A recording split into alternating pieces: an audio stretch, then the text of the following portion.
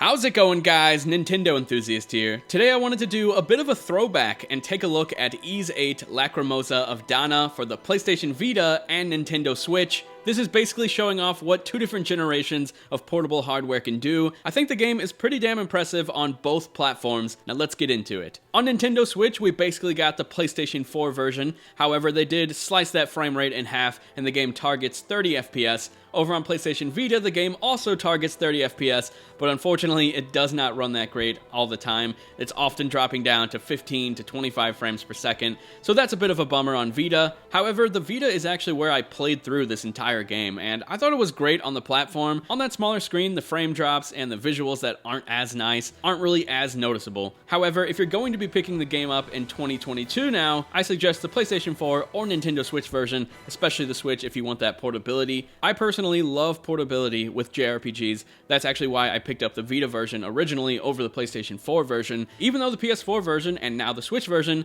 offer more content, especially with the other playable character in the game. I won't go into detail with spoilers and whatnot, but if you've never played YS VIII, I highly recommend it. I think it's one of the best JRPGs on Switch now, and to be frank, I honestly think the game's visuals look more impressive than YS IX, the newest game in the series that I have not checked out yet. I definitely plan on playing YS IX at some point, just haven't got around to it yet.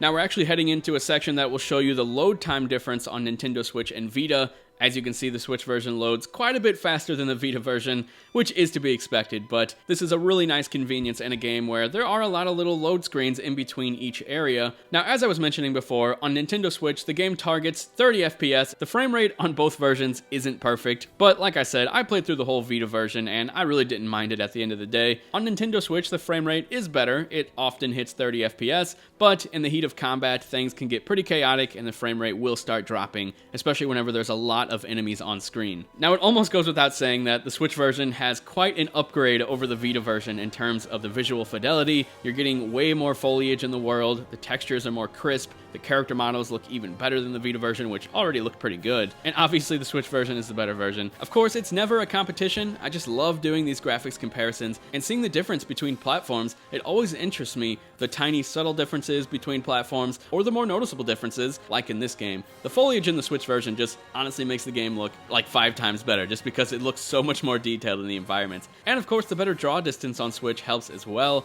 But yeah, that's pretty much all there is to say about the performance and graphics and whatnot. Whether you have a Vita, which you probably don't, not many people do, or you have a Nintendo Switch, I highly recommend this game. I think it's great. Let me know what you think about this graphics comparison down in the comments section below. And if you enjoy graphics comparisons or reactions, news, reviews, that kind of stuff, maybe consider hitting that subscribe button. It would really mean a lot. I'll talk to you guys later. See ya.